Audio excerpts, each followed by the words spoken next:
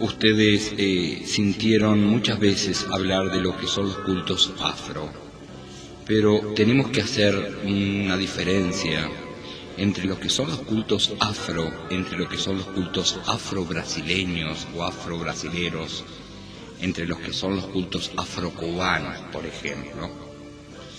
Si bien es cierto, todos son cultos llegados desde África, llegados de la mano de los hombres y mujeres de origen africano, procedentes de diversas tribus y de distintas regiones de ese continente negro, aunque mayoritariamente llegaron de la denominada Costa de Oro. Fueron ingresados principalmente lo que hoy es la República Federativa de Brasil y también lo que es hoy Haití, lo que es Santo Domingo. Ahí fue por donde ingresó el mayor contingente de negros esclavos. Negros esclavos que cuando llegaron a América se encontraron con el indio, se hicieron aliados del indio.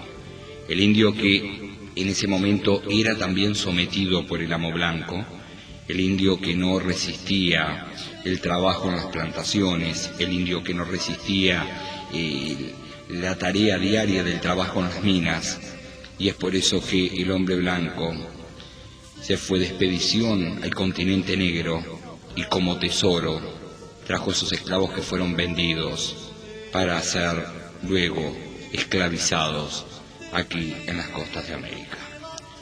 Hoy, en la República Oriental del Uruguay, la mayoría de las casas de religión, en su 98-99%, tocan para la nación africana, para lo que comúnmente nosotros decimos nuestro batuque que se compone del orilla Bará, del orilla Ogún, Oyá, Yangó, de Odé, de Otín, de Obá, de Osaña, del orilla Yapaná, del orilla Oyún, del orilla Yemanjá, del orilla Oyalá, con sus subdivisiones de pasajes correspondientes. También la mayoría de nuestras casas tocan para la Umbanda, esas sesiones de caboclos hermosas que se hacen en la mayoría de nuestros terreros. Y también tocan para la Quimbanda, para el culto o la fiesta o la ceremonia religiosa en el cual se trata de rendirle homenaje a la figura de Yu. Se trata de homenajear, se trata de agasajar. Pero todo tiene un comienzo. ¿Cómo ingresan? ¿De dónde ingresan? Porque hoy están vivas aún las personas, la gran parte de las personas, otros lamentablemente han fallecido. Y es bueno que la gente sepa diferenciar lo que son los cultos afro-brasileros, lo que son los cultos afro-cubanos, lo que son el vudú haitiano, por ejemplo, que la gente sepa la diferencia. En Uruguay, lo que hacemos nosotros, lo que hacen el 99% de las casas de religión, son cultos afro-brasileros. Les voy a explicar el porqué. Porque la nación, porque el batuque, eso que rendimos culto, que rendimos homenaje a estos orillas que anteriormente yo estaba nombrando, ingresa por el lado de Río Grande do Sur, ingresa de la mano de lo que fue el Pai João Correa da Lima, el Pai João de Barayubí, que fue el iniciador de la mayoría de los religiosos antiguos, que muchos de ellos aún hoy viven aquí en nuestra ciudad de Montevideo. Lo que es la Umbanda ingresa del lado del Libramento, de lo que es de la mano de la señora Hipólita Osorio da Costa, que todos la conocen como Maiteta, que fue la iniciadora, hija de Pai João, por el lado de Nación, que fue la iniciadora de la mayoría de los religiosos que entrados en años aún viven, que aún tenemos, que aún nosotros podemos consultar aquí en Uruguay. Y el culto de la Quimbanda, un culto relativamente joven, porque usted imagínese que las primeras casas de Nación se abrieron ya entrado el año 67, 68, Entre esa década del 65 al 70 fue cuando se inauguraron las primeras casas de nación, fue cuando se tocó por primera vez batuque aquí en la ciudad de Montevideo. Y cuando hablamos de la fiesta de Yu, cuando hablamos de la quimbanda, del culto al homenaje a Yu, tenemos que venir más aún a estos años, a los 70 largos, en el cual la Mayeda de Ogún fue quien introdujo la quimbanda, quien introdujo el culto a Yu acá en la ciudad de Montevideo. El primer aprontamiento, la primera persona, el primer sacerdote que se apronta por la ley de Yu. Y esto no lo digo yo, esto es sabido dentro de toda la colectividad afrombandista o yubandeira del Uruguay. El primer uruguayo aprontado bajo la ley de Yu por la mano de la Mayeda, ahí en la calle Guadalquivir, fue el Pay Armando Ayala. Hay que saber diferenciar lo que es el batuque, lo que es el culto de cantar, de danzar, para los determinados orishá que componen el panteón africano, a lo que es la umbanda y a lo que es la quimbanda. Son tres cosas totalmente diferentes. Por ejemplo, ya hablamos de los orishá que componen el batuque. Yo le tengo que decir la umbanda, ¿de qué se compone? Esa umbanda que nace ese 16 de noviembre en la casa de Fernandino Celio de Moraes, por ejemplo. Es una mezcla de las religiones de las tribus africanas, de esas mismas que fueron tomados los esclavos. Es una mezcla de las religiones de los indígenas americanos que estaban presentes en ese momento en el territorio brasileño. Si usted viaja, usted va a ver que ellos también hacen su caboclo, el famoso caboclo boyadero. Se toman también elementos del catolicismo y se toman elementos del ocultismo y del espiritismo kardecista, porque no nos podemos olvidar que el caboclo de las 7 encrucijadas por segunda vez se manifiesta en una mesa kardecista en el estado de Neves, donde José de Sousa era el presidente de esa federación espiritista, de esa corriente espiritista. Y ahí es donde se manifiesta por primera vez el caboclo, por segunda vez, porque la primera vez fue en su lecho, el caboclo de las 7 encrucijadas. En el Brasil, aún un país mucho más grande que nosotros, la República Federativa de Brasil, hay más cultos inclusive. Porque si bien es cierto, nosotros el 99%, como dije, rinde culto al batuque, rinde culto a la quimbanda y rinde culto a la umbanda. En el Brasil, por ejemplo, está el culto de Payelanca, está el culto de Casa de Minas, está el culto de Catimbó, está el culto de Xangó, está el candomblé, está la umbanda, que tiene sus orígenes, como dije, en Río, y está también el batuque, la nación, que tiene sus orígenes en Río Grande do Sur. Y muchos de ustedes se preguntarán por qué de umbanda, de quimbanda, más o menos del batuque tenemos una idea de lo que es. Pero muchos de ustedes se preguntarán, y bueno, Pay Víctor Hugo, ¿y qué es la payelanca? Yo le digo, por ejemplo, que se denomina payelanca al culto tradicional propio del norte de Brasil, en el que predominan los elementos cristianos y africanos. A los sacerdotes de Payelanca se le da el nombre de payé. No se llaman ni Pai, ni Babalorillá, ni Yalorillá. Se les da el nombre o se lo llama payé, como a los antiguos hechiceros y curanderos de la tribu tupí-guaraní. Está el culto a Xangó, por ejemplo. Es el culto sincrético y tiene una fuerte influencia nagó, y es originado particularmente en los estados de Pernambuco y también en el estado de Alagoas. El candomblé que es de origen yorubá y bantú, tiene su cuna en el estado de Bahía, en Recife, en Maranhão. Nosotros que tuvimos la suerte de estar en la ciudad de Bahía, en la ciudad de Salvador, sabemos que el candomblé ocupa un lugar muy pero muy importante en el corazón de los bahianos. No hay bahiano que no ofrende, en primer lugar, a la figura de Yu. En segundo lugar, no hay bahiano que no ofrende a sus orishá, a sus entidades. Todo bahiano en su corazón tiene el lugar para estas entidades, para esta energía, para esta fuerza. El candomblé es muy similar a la nación, pero también tiene sus diferencias, dado que ellos tienen otros orishás, además de los que nosotros tenemos.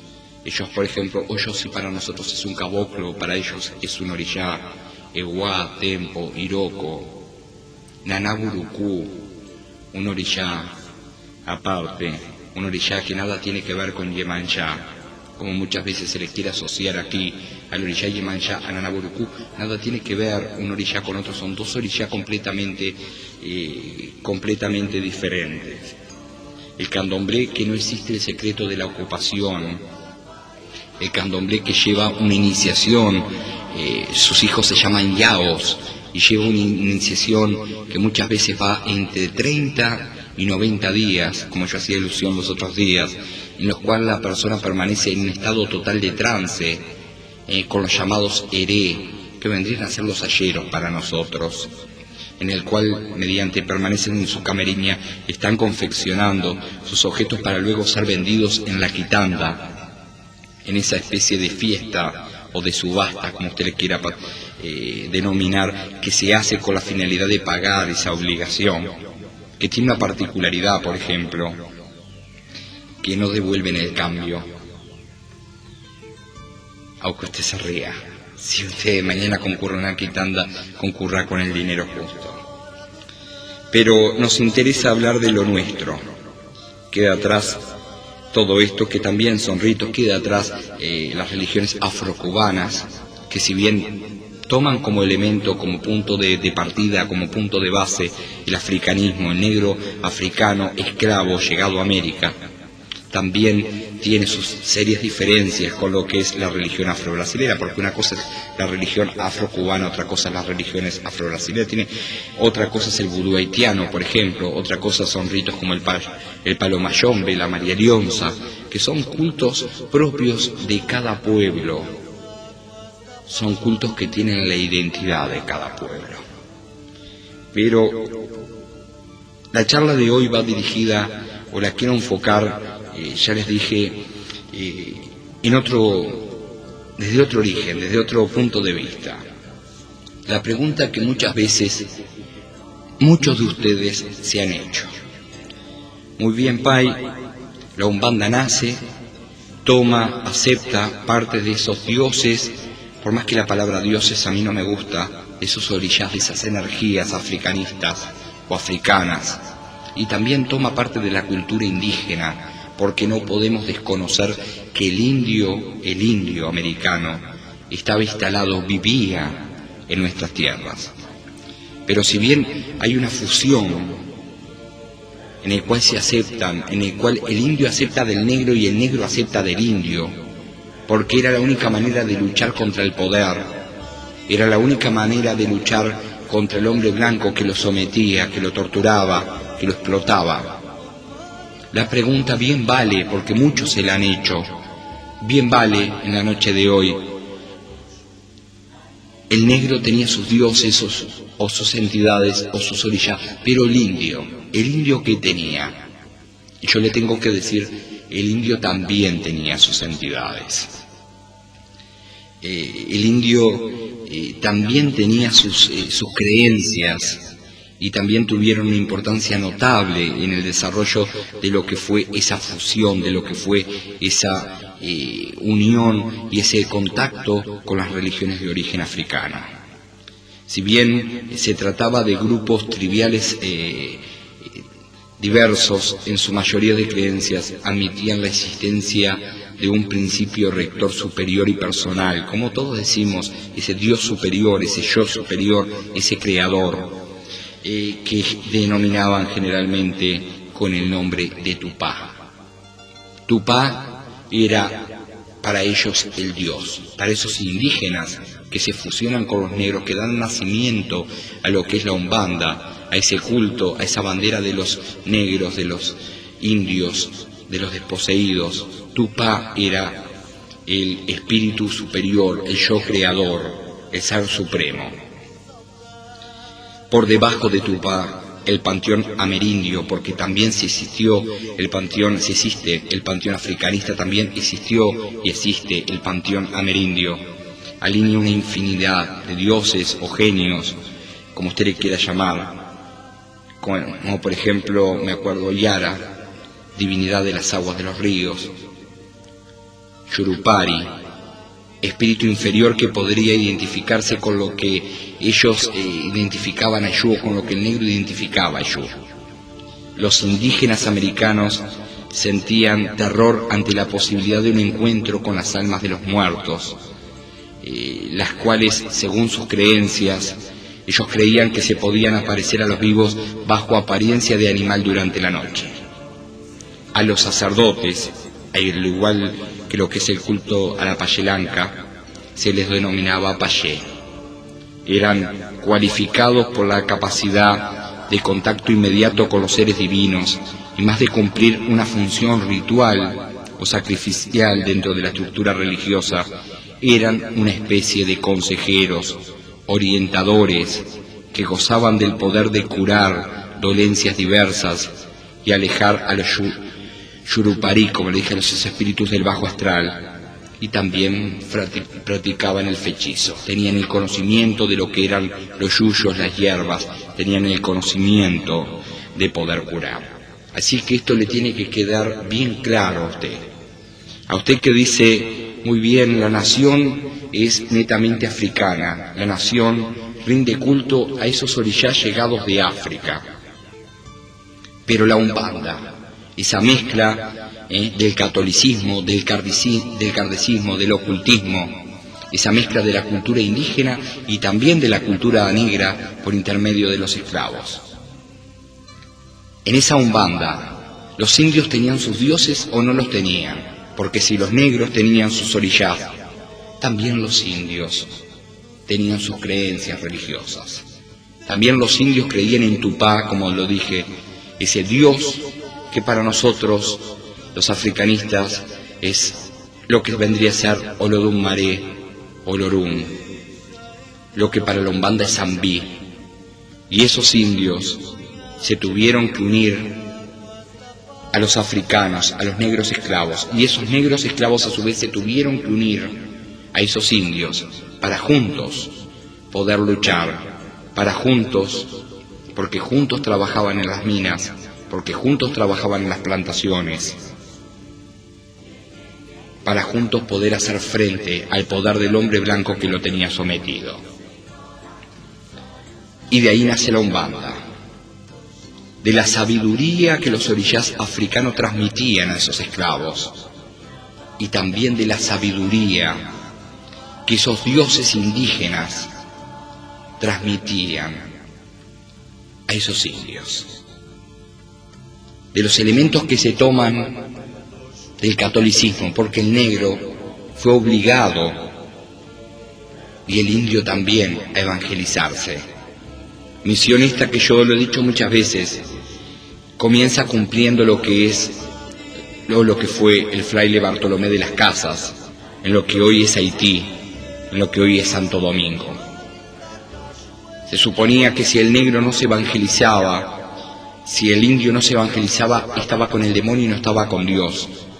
Entonces el negro y el indio también fue obligado a aceptar esos dioses, o ese Dios y esos santos católicos, a los cuales respetó. Y ahí es cuando nace el sincretismo. Ahí es cuando tienen o no tienen más remedio que sincretizar detrás de la imagen o del nombre de un santo católico que nada tenía que ver ni con el negro traído de África ni con el indio americano, sus entidades. Ese es el sincretismo, esa es la Umbanda, esa es la formación de la Umbanda. Esa mezcla, esa asociación del negro con el indio, del esclavo traído de África con el esclavo que estaba en América, que había sido conquistado, de esas dos razas diferentes, de esas dos culturas diferentes, pero que tenían algo en común. Los dos eran sometidos.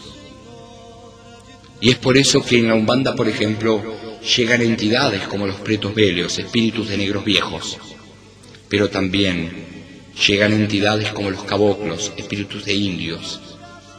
Y hablábamos de Tupá, el dios de los indios, Tupinambá, Tupiniquí, Tupinimbí, Tupanacinho, todos derivados de lo que es Tupá. Pero es bueno que la gente sepa que los ritos, los rituales, los cultos que se practican en el Uruguay son cultos afro-brasileños o afro-brasileños.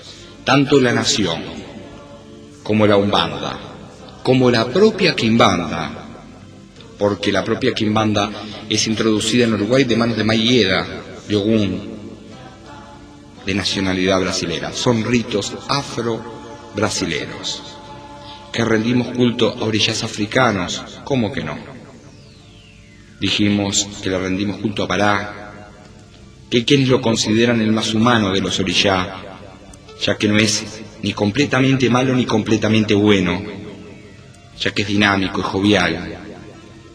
Es el movimiento mismo, es el guardián de los templos, de las casas, de las ciudades, de las personas. Es el intermediario entre los hombres y las divinidades. Es quien debe ser objeto de ofrenda siempre, antes de comenzar cualquier actividad para que Él abra los caminos, ya que Él es el dueño de los caminos y el dueño de las encrucijadas. Y de acuerdo a cómo Él se ha tratado, tanto puede cerrar como puede abrir los caminos de las personas, tanto puede dificultar como puede facilitar lo que es la vida de las personas sobre este planeta llamado Tierra. Rendimos culto a Ogún, por ejemplo. Ogún, que se lo invoca como el orillá de la guerra, de las artes manuales, del hierro. Por esto mismo es que los herreros lo consideran su protector, y todo lo que de un modo u otro usan habitualmente objetos construidos de hierro, los agricultores, los cazadores, les digo que hasta los carniceros mismos, lo consideran a Ogún su protector. Los policías, los soldados del ejército, por él ser guerrero, tienen fe y devoción especial en ese orillá Ogún, orillá de guerra. Le rendimos culto a Ollá o Yansá, como usted le quiera llamar, porque su nombre es Yansá, denominado Ollá. Es considerada la divinidad de los vientos, las tempestades, los rayos y los remolinos. Yansá fue la primera mujer de Yangó, mujer de temperamento ardiente e impetuoso. Sus hijos dicen que son de sexualidad intensa y asumida, y dicen que frecuentemente se pueden envolver en aventuras pasionales. Yangó, considerado el orillá de la justicia, poderoso, impulsivo, orillá fácilmente irritable, castiga a los malhechores, a los mentirosos, a los ladrones. Él es la justicia misma. Esta divinidad en particular presenta la dualidad del Yangó joven, el Yangó Aganshú, el señor de la justicia, y el Yangó viejo, el Yangó Godó, dueño de la ley, patrono de los intelectuales. Las personas a él dedicadas deben ser voluntariosas, enérgicas, conscientes de su importancia y de sus obligaciones, con un profundo, constante sentido de justicia. Han de saber comportarse con severidad cuando corresponda comportarse. Yangó, yo siempre lo digo, es un orillá que es justo hasta con sus propios hijos. Y lo he visto y muy de cerca he visto a Yangó hacer justicia. Muy de cerca he visto que Yangó, cuando vio que no tenía trono, dejó el trono para Oyún. Odé, Otín. Nunca se pueden separar. Se trata de una pareja de orillá, el masculino y el femenino. Orillá que viven en los bosques cazando, Por estos mismos son considerados los protectores de los cazadores, de aquellos que se dedican a la caza. Ellos forman una pareja inseparable. Allí donde está uno está otro. Según la mitología yorubá, Ode es quien caza para experimentar una gran compasión por los animales, por lo que le regala el producto de su tarea a quien es su mujer, que es Otín, quien se los devora totalmente, y por eso es obesa, por eso es gorda. Por eso se dice que Otín o las hijas de Otín tienen tendencia a ser obesas, tienen tendencia a engordar. Se dice que los hijos de Ode y de Otín son fieles, son personas despiertas, son personas con iniciativa, son gustosos de descubrimientos y de novedades. Osaña. Osaña es considerada la divinidad de las hojas y de las plantas medicinales. Es el orishá médico, como yo lo digo noche a noche aquí, médico por ser el conocedor de la cura a través de las plantas, porque muchas veces en la naturaleza y en las plantas está la cura o está el alivio a una enfermedad que nosotros podamos tener. Es invocado en casi todos los trabajos o en todos, con el objetivo de alcanzar la salud. Es el patrono de los lisiados por tener una sola pierna, porque Osaña tiene una sola pierna. Los devotos de Osaña son personas de carácter, o los hijos de Osaña son personas de carácter equilibrado, son personas que controlan por lo general sus sentimientos, sus emociones, y no son influenciados fácilmente por opiniones ajenas o por acontecimientos circunstanciales. Son personas creativas, persistentes, son personas que piensan ellos, por ellos y para ellos. Yapaná.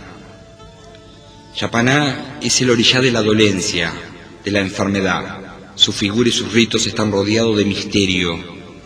Hay lugares, hay regiones del Brasil donde está prohibido pronunciar su nombre.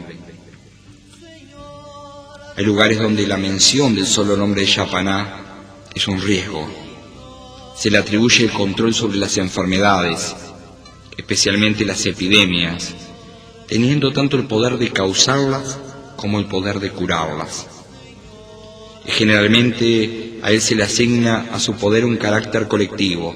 Se le considera como viejo, como inoportuno, como rezongón, como vengativo. Pero sobre todas las cosas se le considera con un poder de dominar la vida y la muerte. No hay trabajo, no hay troca, no hay pedido imposible ante una persona que se está muriendo que no se ha hecho a Yapaná. Yapaná, que muchos dicen Omulú para la quimbanda, o Balbayé o Balbayé para el candomblé, el dios de la viruela, quien tapa su cara por las llagas, por sus llagas para no dejarse ver. Hay una controversia muy grande entre lo que hablaba hoy al comienzo, lo que es Naná Burucú, que yo vuelvo a repetir en mi opinión, nada tiene que ver Naná Burucú con Yemanjá, por más que es muy de moda que digan tú sos Yemanjá Naná Burucú, nada tiene que ver. Naná Burucú es un orishá aún más antiguo que Yemanjá, uno de los orishás más viejos de lo que es el panteón africano, y es la madre de Yapaná. Estos por considerarse anteriores a la época del descubrimiento del hierro, del acero, dicen de que no aceptan que en sus sacrificios se use la faca de acero, solo aceptan la madera, solo aceptan el yacarandá, que es la madera utilizada, porque en la época en la cual Naná Burucú existía, en el cual Yapaná o Balbayé existía, todavía Ogún, el orishá del acero, no existía. Oba, orishá femenino, muy fuerte, muy enérgico, capaz incluso de desafiar y de vencer a los orishás masculinos en diversos enfrentamientos que pueda tener. En la mitología africanista fue la tercera mujer de Shango, surgiendo aquí una gran rivalidad con Oyún, porque Oyún era linda, joven, vistosa, mientras que Oba era más vieja y no daba importancia a su apariencia. Oba posee por lo general pocos hijos, pero sus hijos suelen ser considerados personas valiosas e incomprendidas, con poca suerte en el amor. Son gente que busca el suceso material con gran avidez y cuidado para no perderse absolutamente nada. Hay una leyenda que enseña, porque yo digo que cada leyenda de los orishas enseñan un poquito de la vida, cómo a veces no hay que confiar. Bien nos trae como enseñanza en la noche de hoy el no confiar demasiado, el ser medidos, en lo cual cuenta que Shango vivía con sus 3 mujeres en su palacio. Vivía con Oshun, vivía con Obá y vivía con Yansa, a quienes tanto Oshun como Obá la miraban con cierto recelo por ser la más impetuosa, por ser la más temperamental, por ser la que siempre iba al frente, por ser la que siempre, si había que guerrear, guerreaba. Esa historia nos cuenta que llegó el día en el cual Oshun tenía que cocinar porque se turnaban las mujeres para cocinar para Shango. Es viejo y sabido que Shango es amante de la buena mesa. Así como Ogun es un orishá que come parado, que no da tanta importancia a la mesa porque él come entre combate y combate, entre guerra y guerra, entre lucha y lucha, lo que puede y cuando puede y cómo puede. Es viejo y sabido que Shango, y que los hijos de Shango también, son amantes de la buena mesa, son amantes de la buena comida. A usted le digo, señora, si usted está casada con un hijo de Shango, la mejor manera de enamorarlo es por el estómago, porque evidentemente él es amante de esa buena mesa, de esa buena comida, de ese mantel y de esa mesa repleta de comida. Como ahí está la historia en el cual él casi deja ahogar al viejo Yalá por comer su amalá, su comida predilecta. Pero hoy estamos en esto de que como a veces no hay que confiar, como a veces hay que ser desconfiado. Y la historia, un poquito así rapidito para no irnos mucho y no aburrirlos mucho, narra que ese día Oshun era la encargada de la cocina, Oshun era la encargada de preparar la comida para Shango, y prepara su comida predilecta, y encima coloca un hongo. Sale de la cocina con un turbante color amarillo cubriendo todo, su pelo, sus oídos, de una manera delicada de llevarle la comida a Shango para que sus pelos no vayan a ensuciar la comida de quien era el rey, de quien era considerado rey. Vivía con sus 3 esposas, cosa que se dio y cosa que en otras culturas hoy actualmente se da. Porque en el mundo hay culturas que hoy hay hombres que viven con 3, 4, 7 y con 14 mujeres. Culturas diferentes, pensamientos diferentes. Acá nos encontramos con otras culturas. Hay mujeres que viven con 6 o 7 hombres. Pero eso es otra cosa y bueno, algún día la vamos a hablar. Otras culturas, otra mente, otra manera de pensar, otra manera de ver y de enfocar las cosas. Pero la leyenda cuenta de que ella sale con su comida, con su olorcito. Oshun también es buena para el arte culinario. Y en los pasillos del palacio choca con Obá. Y Obá le dice, pero Oshun, siempre hermosa, qué bien que huele esto. Esto seguro que Shango se va a apetecer, se va a enloquecer con esta comida. ¿Qué es eso que tiene? Era un hongo. Y Oshun le dice, tú no digas nada, yo te voy a decir mi secreto. Yo corté mi oído, mi oreja, porque es lo que más le apetece a Shango. Y Shango, una vez que coma esto, va a enloquecer por mí. Y Obá, crédula, por eso se dice que los hijos de Obá son crédulos, se creen absolutamente todo.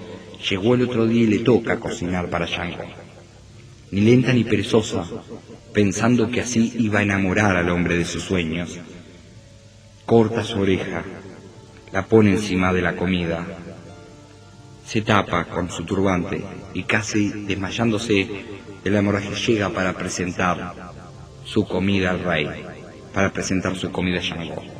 Shango, cuando muerde ese pedazo, monta en cólera, estalla y ni problema que se arma. Después de enterado lo acontecido, se enfureció más aún. Y como castigo, no permitió que Obá pisara más la cocina. Obá nunca más pudo cocinar. Por eso es que muchas veces se dice los hijos de Obá en la cocina no. cosa que yo considero que no es así. El hijo de Obá puede cocinar como el hijo de cualquier orilla. Pero en el palacio, en ese momento, Obá fue condenada a la limpieza del palacio, a ocuparse de la tarea de ilustrar, de limpiar, de barrer, pero nunca más pudo entrar a la cocina, y mucho menos, nunca más pudo cocinar para quien era su amor, para quien era Shango. ¿Eso qué nos enseña? ¿Eso qué nos está mostrando hoy? Que muchas veces, eso nos está dando una lección de vida, que muchas veces no hay que confiar demasiado, que muchas veces no hay que confiar tanto en lo que dice una amiga o lo que dice un amigo. Me decía una persona muy cercana hace unos días, pensar que mi mejor amiga me decía, y madrina de mi hija, me decía, déjalo, no te sirve para nada, déjalo. Yo lo dejé. No pasaron 15 días y ellos dos estaban viviendo juntos. Esto nos muestra, esta leyenda, que no es más que una leyenda de las tantas que hay de los orillas africanos. Nos muestran cómo en la vida muchas veces no hay que creer tanto, no hay que ser tan crédulo o tan crédula, como todo lo que brilla no es oro, porque los orillas también enseñan. Y hablábamos de Oyún y continuamos con Oyún, ya que estábamos hablando de esa jugarreta que ella le hizo a Obá. Se dice que esta orilla sería la dueña del oro, de las riquezas, de las aguas dulces, que es la patrocinadora de los negocios y de la fecundidad. Se dice que las mujeres que deseen quedar embarazadas o tener un embarazo sin problemas recurren a la madre Oyún. Es la divinidad de los ríos, de las aguas dulces. Oyún confiere a sus hijos un temperamento dulce, gracioso, los dota de elegancia, les da gusto por las joyas y perfumes. Las mujeres que desean quedar embarazadas o tener un embarazo sin problemas recurren, como dije, a madre Oyún. Y sus hijos suelen ser personas preocupadas por la opinión pública y siempre tratan de que esa presión les presente un halo de calma y de tranquilidad. Yo discrepo que Oyún es la dueña del oro por una simple razón. El oro era un metal que en esa época no se había descubierto. El verdadero metal de Oyún es el cobre. Hoy se le dice que es la dueña del oro. Pero el oro, al igual que el hierro, no era un metal descubierto, sino, usted analícelo conmigo, porque la religión tiene lógica. Y lo bueno es buscarle la lógica. El metal, en ese momento, el de más valor, ¿cuál era? Si el oro no existía, era el cobre. Así que el verdadero metal de Oyún es el cobre. Yemanjá, o Yemonjá, como usted le quiera decir, considerada como la dueña de los mares, cuyo nombre significa madre de los peces. Y yo decía hoy que Yemanjá nada tiene que ver con Anaburuku. Yemanjá, a quien su saludo es Omío Odoya, señora madre de los peces, y sin embargo, Nanaburuku, su saludo es Salupá, mata de un golpe y huye, significa. Dos cosas completamente diferentes. Pero, siguiendo con Yemanjá, le tenemos que decir que es un orilla homenajeado especialmente por quienes dependen de las aguas para subsistir, como los pescadores, como los marineros. Sus imágenes suelen mostrar el aspecto de matrona, sus senos grandes, símbolos de maternidad fecunda y nutritiva. Yemanjá, que gusta de ser respetada, pero cuando por algún motivo ha sido incomodada, no se manifiesta vengativa, sino que perdona fácilmente, pero es tolerante hasta cierto punto. Los hijos de Yemanjá son fuertes, son altivos, son vigorosos y en algunas oportunidades impetuosos, arrogantes, fácilmente es irritable, cambiando de humor de un instante al otro. Son impredecibles. Muchas veces se puede estar muy bien con un hijo de Yemanjá en la mejor relación y a los 2 minutos puede haber un problema porque son así, cambian de temperamento, cambian de humor. Iemanjá que nada tiene que ver con esa imagen de la Virgencita María, ni de la niña de cabellos negros. Iemanjá que era negra, gorda, con los senos bien grandes porque era madre. Iemanjá que, ¿qué me vienen a decir que era virgen? ¿Virgen de dónde era Iemanjá? Si tenía 10 hijos y no eran concebidas por el Espíritu Santo. Iemanjá que es un orishá punto y aparte. No tiene la virginidad en ningún lado, porque quien fue madre de 10 hijos, hace mucho que perdió la virginidad. Nada tiene que ver con esa imagen que usted compra en la santería, de esa nena de carita delicada, de esos cabellos negros, de esa silueta que un poco más parece 90, 60, 90. Iemanjá que era negra, gorda, matrona, con senos voluminosos, con caderas anchas, como una mujer que tuvo 10 hijos. Oyalá es considerado como el padre de todos.